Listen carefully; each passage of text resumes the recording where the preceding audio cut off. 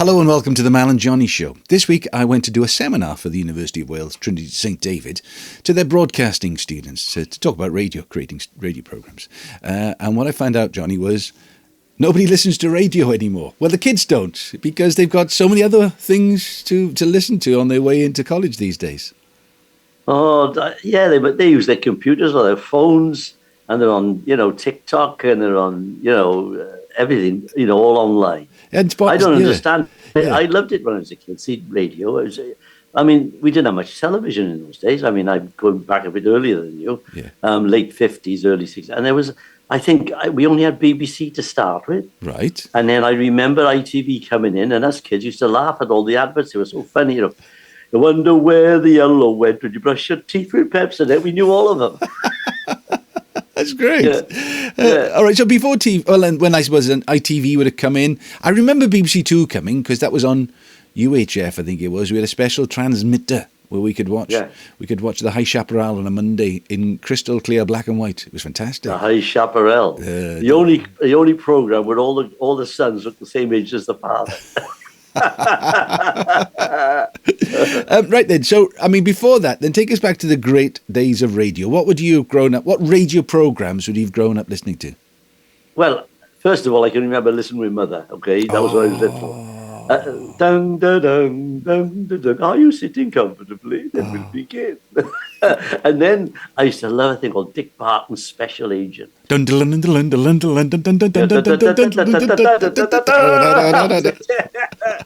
there was another one, Journey into Space. Remember that one? No, not quite sure. It was Alfie Bass was in it. And it was all about going to the moon. It was like Journey into Space. It was all, I used to love it. I used to be glued to this. My man said, dope. He said, people can't go to the moon. Well, of course they're doing it now. Then across the great era was like when I was growing up, I used to love Around the Horn. Do you remember that? It was Kenneth Horne. No. And who else was in it? Kenneth Williams, Hugh Paddock, not Janie Madden, but somebody like that. Marsden. So was that a sitcom or was it a sketch show? How did that work? It was more of a sketch show, really, and gags. But it was written very. A lot of people wouldn't get, because a lot of it was like slang, and they used to do a lot of gay chat. You heard of the gay chat? They call it Polari, right? Like they call legs lallies, and they call what else? How nice to vardy your old eek, Mr. Orne. Nice to see your body. They got their own language. Hold on, this is the 40s and the 50s. This was 60s. This was 60s. But they didn't they had gay radio in those days, and they got away with it. Well, they got away with this because it was to be Kenneth Williams. Every week he'd do a sketch. Like 1 week he'd be a film producer. And he'd go, oh, hello, Mr. Orne. How lovely to vardy your old eek. We got Boner Productions. He said, what's your films you've been making? Well, Man with a Golden Lally. Varda back in anger. It was so funny. And then there was another one. They would do it, Moby Dick. Oh, no, Moby Duck. That was it. And he said, oh, he's a raving madam. Oh, it's a bit bold, isn't it? It's madman, you idiot. Isn't that amazing? And they obviously we're looking at a very different time because being homosexual was illegal in those days. So to do all that, in plain sight, that was risky and daring, wasn't it? But it's still so funny to say. You can get the videos, not the videos, the DVDs now online and stuff. Yeah. But it was so funny. Mm. Going by the slang they used to use, they said, I was in Paris on the Rue de la Dani. It was on the main drag. I entered gingerly. No, gingerly. That's very ginger beer meant queer. Queer, yeah. So we entered gingerly. They were so near the knuckle, but nobody understood what they were saying. They got away with it. Yeah. Isn't that amazing? It was great. And then, of course, the great Tony Hancock. Yes. Wonderful program. My dad loved Tony Hancock. Did I ever tell you the story about Tony Hancock? You haven't. Come on, let's hear it. Right. Well, Tony Hancock was a friend of Dorothy Squires, and I was staying in Dorothy's house, and the phone went, and it was John LeMessurier on the phone. Right. Now Tony Hancock had run off with his wife. See, his second wife. So is Dorothy there? said, yeah, why? I want to speak to Johnny. Because he was like crying his eyes because his wife had got Tony Hancock. So Dorothy's reply was, what am I supposed to do about it? Put a new song in your act. Anyway, I digress. So Tony Hancock was in a drying out clinic because he was alcoholic. Right. And he was in Brighton, and he got out. He escaped, and he got his driver to take him to Dorothy's house. Okay. Right. So Dorothy said, I was in bed, and he stood there at the bottom of the bed, stark naked, with a cup of tea for me. No clothes on. He said, you are, Dorothy. He said, thank you very much. Took no notice, of course, Dorothy. And actually, his agent, who was Billy Marsh at the time, rang Dorothy and said, keep him there and keep him off the booze. He's got an advert to do for eggs. And if I don't get him to the studio, he said he's going to lose this big contract. Wow. Right? Remember that one? Yes. He got to work on an egg. It was advert. Yes. And anyhow, apparently he sent his driver out to get him a bottle of brandy on the QT, and he got plastered. He couldn't do it. He had to do it again. But anyway, I digress. So that's the record, the programs I used to like. What else was on about the same time? But I used to listen to Radio 1 when I was a kid, and now it's Radio 2. Yeah. Well, it was interesting because I was talking to the kids about. I mean, the kids, they're in their 20s, so I don't want to make them sound as if they're. Well, they are children to me anyway. But what I was trying to say was, I remember one year, because I used to broadcast from the University of Wales Trinity St David. Their music department's based in the old BBC building. They've taken it over. It's a lovely big studio for their orchestras and drama. Yeah. But I used to do a lot of radio programs there. One year, I was fortunate enough to go to Lapland. Wow. It's a special trip. Went there for the day, met Father Christmas, went skidooing in the middle of a forest in Finland, in Rovaniemi. And the next year, we couldn't do that. So we did it with sound effects. A roaring fire. Elwyn the elf used to come in and do it. And it actually sounded better because we could create better pictures with sound effects. So you think about going to the moon, the Lost in Space or whatever it's called. The sound effects would have been... for the time, they would have sounded amazing. That's right. I think David Jacobs was in it as well. He was acting in those days. Right.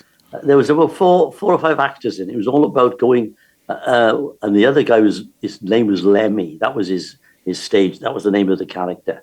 And they were all going off to the moon and all that, Yeah, I can't remember the stories. It's a long time ago. But to me, every week I was glued to the radio, Yeah. And so would the whole family listen to those, like on a Saturday night, would they listen to those shows? Oh, my old man thought I was stupid listening about the moon. He said nobody's going to get to the moon. Little did he know. Can I tell you about my Auntie Margaret and Auntie Beth in our little gospel hall? So this must have been late 60s. It must have been when men went to the moon for the first time. And at the end of the Sunday morning service, we're talking about, see the pictures from the moon last night. And they both come and said, no, didn't happen, never happened. Said, it's too high up. And after that, there were all these all these stories about it being a cover-up. And they did it in a film studio in Hollywood. And I kept on thinking, well, maybe Margaret and Beth were right all the way through, it was too high. What was that wonderful film? What was it called? Capricorn 1. Oh, yes. Where they actually did. They locked it up in the middle of the desert. Yeah. And it was a big scam by the government. Yeah. And it was a good film, that was. Yeah. So, right, back to that. And so, I've seen pictures of, 50s families, dad has got a pipe and sitting in the armchair. That's right, yeah. The kids around the... Life with the Lions was another, wasn't it? Right, okay. What was that? Tell us about Ben Lyon that. Ben Lyon, BB Daniels, that was his wife, and the two kids. And they had this, it was just Life with the Lions. It was just every week they had a sitcom, really, on radio it was. And they were American, weren't they? He was American, yeah, and his wife. But I think the kids were born over here. Yeah. But Ben Lyon, yeah, he was an old film actor, I think. He came over here in the war and never went back. Yeah. He became a manager afterwards and an agent. Wow. In fact, a guy I knew who was recording the same time as me for Southern Music, he was his manager. So he's gone now, long gone, I think. But you think then, so radio made music hall stars, is that what we're saying? Because you'd hear these voices and people would then appear in public. Well, you remember, I don't know, you remember it, but I remember it because I was a little kid. The Welsh Rarebit was the big thing on radio, light program in those days, right. Which it was a big one, wasn't it? Yeah. It was comedy sketches. It was done from Cardiff, and it was all Welsh humour. It was in the English language, but it went network. It made huge stars. Harry Seacombe, Wyn Calvin, Dan Stennett, loads of stars, Gladys Morgan, they all made it from that radio program. Yeah. To record it in the Corey Hall in Cardiff. Wow. Yeah. And then it was people would fantastic. and then you'd hear you on the radio and you'd get booked for a week in, Oh, yeah, they're big stars. in music hall somewhere. Yeah. So along came TV and killed it, really, I suppose, for that type of radio program. Yeah, video killed the radio star. Buggles. Yeah, well, it in a way it killed it, and then it became. I think radio came back then, didn't it, with Radio 1 and Radio 2? Oh yeah, of course. I mean, I know the kids don't listen to much of it into the, as you say, their podcasts, but it's still there for all the. What I miss on radio now is there's no programs like the one that Michael Blackson, what's his name, Don Black used to do every Sunday. He used to play all the standards, your Sinatras and Ella Fitzgeralds and all that kind of music. Yeah. And there's a big, market for it. Yeah. But they don't think of the older people these days. They just go, it's got to be pop to bring the kids in. But like you say, the kids don't listen anyway. No. Interesting. And actually, they've been very, very supportive of me. Is a radio station called Boom Radio. Have you come across Boom Radio? Anything to do with Boom Films? No. What it is, No. it's like people like Diddy David Hamilton, Kid Jensen, Nicky Horn, Graham Dean. These are all DJs who've done their time and been cast aside, almost without exception. So during lockdown, they set up their own radio station, and it's got I think it's up to about 500,000 listeners a week now, which is strange because Radio 2 has lost about 500,000 listeners a week now. So they're going to lose a lot more now. They're going to get rid of Ken Bruce. Don't ask me why. Yeah. They got rid of Steve Wright. Now, Steve Wright had a hell of a listening radio, and now you're on radio. But he had a great program. Why do they get rid of these people when they're still doing so well? You get some young producer who just, we got to update it. What the hell for? Yeah. Change. It's a bit mad, like I went to football yesterday, and it's like getting a job as a radio presenter and a TV presenter. Actually, in most parts of show business, it's a bit like being a football manager. When you get the job, one day you're going to get sacked. That's right. Yeah. You have to ride the wave for as long as possible, isn't it? For as long as possible. But it's ageist, isn't it? If the guy is still good and he's still got a great listening. Now, as you say, as soon as Steve Wright left, listening went straight down, bang. I mean, they lose all these listeners. So what's the problem? It's crazy. With television was the same. My friend Ted Rogers used to do 3-2-1. Remember 3-2-1? Yeah. 13 million viewers, right? Wow. So they said, no, we're going to change it now. We're going to get rid of you. So they got rid of him after 10 years. They brought another quiz show in, which had about 7 million viewers. I mean, there's no sense. Yeah. There's absolutely no sense anyway. Yeah. Now, another thing I heard this week, and it wasn't with the students. I mean, and obviously they make a radio program. So I was trying to say the pictures are better on radio. Use sound effects. Make sure you craft it that it makes sense. There's a story, there's an arc, and all that. But most of the stuff they listen to is like a minute and a half long because it's like TikTok and that sort of stuff. But it was interesting. Yeah. But the other thing I read this week is that lots of kids are watching English language programs with the subtitles on. With the subtitles. And I'm not talking about the stuff from Sweden, where they've got all these Scandinavians or the Korean programs. And they had a number of people on. They were saying that it's easier to concentrate on the words or do something else at the same time when you're reading it as well. Now, some people have dyslexia or whatever. No, it wouldn't be dyslexia in that case. It was like maybe concentration problems. And they were saying it was easier for them to concentrate on the program, but they read it as well as listen to it. But apparently it's a big thing now. They'll watch the TV program with the subtitles and have a second screen at the same time. They'll be doing something else on that. Wow. Mind you, I don't know what you think, but I don't know if I'm going deaf or what. But some of the acting these days is so mumbled that you can't understand them anyway. Yeah, yes. And I think I've known people put on subtitles to a major program because they can't understand what the actors are saying. Yeah. I don't get it. No. The old actors will come on. You see them in the program, you can understand every word, right? Yeah. But some of the young new actors, they're mumbling. I don't know what training they've had. I don't think they've done theatre. I think they've gone straight to television. Yeah. It's a different medium altogether. Radio. Well, video killed the radio star, but it's still going strong. And I suppose podcasts now are, the Mal and Johnny Show. In the old days, you'd listen to us on the light home service chatting like this, but now... That's right, yeah. The light programme and the third programme, wasn't it? Yeah. That was the other one. I don't know what happened to the second programme. Okay, are you listening to any radio programmes at the moment? Anything in particular? I always listen to radio too, usually. Yeah. Alwyn listens to Radio 4 because she's a bit more highbrow than I am. No, she's always drafted a bit with you, Johnny, to be honest. Let's be honest. I do like the Desert Island discs. I like the music. It takes me back to when I was a kid. And you know what? Yeah, when you mentioned... What do you listen to? Well, podcasts, but mostly like radio programs from Radio 4 or something like that. What I like with in the middle of the night, because I'm that age, I like a program which is interesting enough but boring enough to send me to sleep. So it's got to, if it's too interesting, so I know everything about the Tudors and I know everything about ancient Rome and Greece and all that because I've learned it all in the podcast. Well, a World Service, isn't it? That's great. That's the old World Service, fantastic. But I listen to Welsh. I listen to Radio Cymru as well. Keeps my Welsh going. Of course. But I usually listen to it before breakfast because after breakfast, there's a lot of pop music in the Welsh language. But I like the chat, so I usually put on about 7:30, and I can hear. Get my Welsh up to scratch. Fantastic. Because when I went and did Sian Cothy's programme a couple of weeks back, when she outed me on the radio to being 80 years old, I don't believe it. Still don't believe it. I had to brush up my Welsh, and it was fine. Yeah. But one last thing, you mentioned Listen with Mother, and I can still remember it was called Bear Sirs, I think, by 4E. I think it was. Da, da, da, da, da, da, da, da, da, the theme music. That's it, yeah.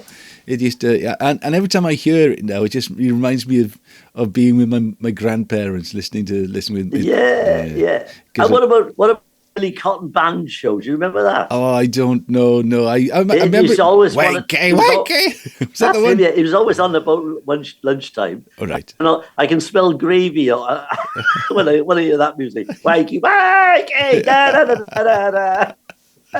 Then you had a TV show. That's where that's where I remember it, the Billy Cotton band show. Oh, lovely. All right, well, remember, turn your radio on. Turn your radio, or turn your podcast on. As always, lovely to speak to you, and you. See you next week. What are you doing next?